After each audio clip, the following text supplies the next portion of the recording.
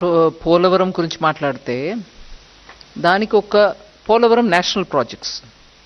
So అది కేంద్ర ప్రభుత్వం మీద ఉంటుంది. మోస్ట్ నేషనల్ ప్రాజెక్ట్ అని చెప్పినప్పటికీ అది సెంట్రల్ గవర్నమెంట్ ఇంప్లిమెంట్ చేస్తుంది. కానీ ఇక్కడ ఆంధ్రప్రదేశ్ గవర్నమెంట్ ఇంప్లిమెంట్ చేస్తుంది నేషనల్ ప్రాజెక్ట్ని.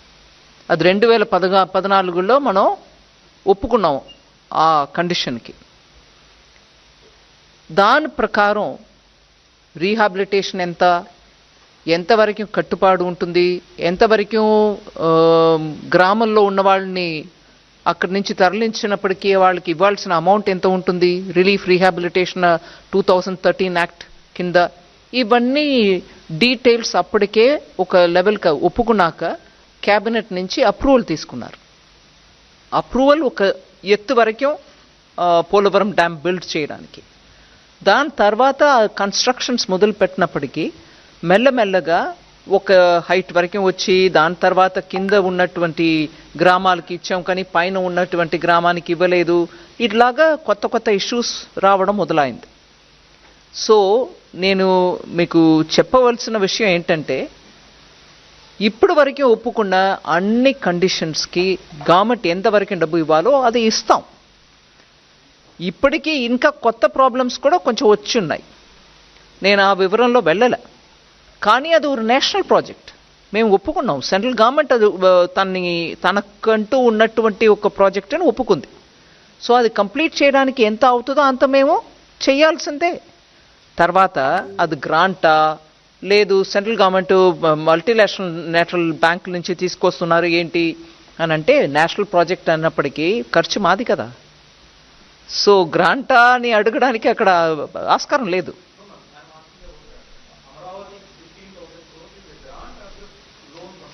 ఒక నిమిషం, నా పోలవరం గురించి నేను మొదలుపెట్టాను కదండి.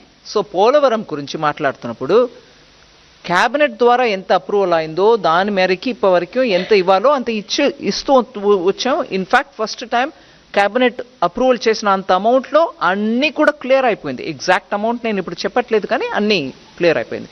ఏదో కొంచెం అటుగా మిగిలి ఉంటుంది. కానీ ఇప్పటి నుంచి అది ఎంత హైట్కి ఒప్పుకున్నారో అంత హైట్కి వెళ్ళడానికి, ఎందుకంటే ఒక 2-3 సంవత్సరమో అందుకు ముందో ఈ గవర్నమెంట్ ఆ గవర్నమెంట్ నేను మాట్లాడలే.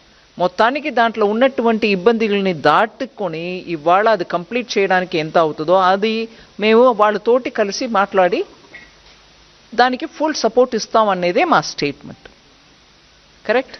రెండో ప్రశ్న ఏంటంటే, 15,000 goes for the capital.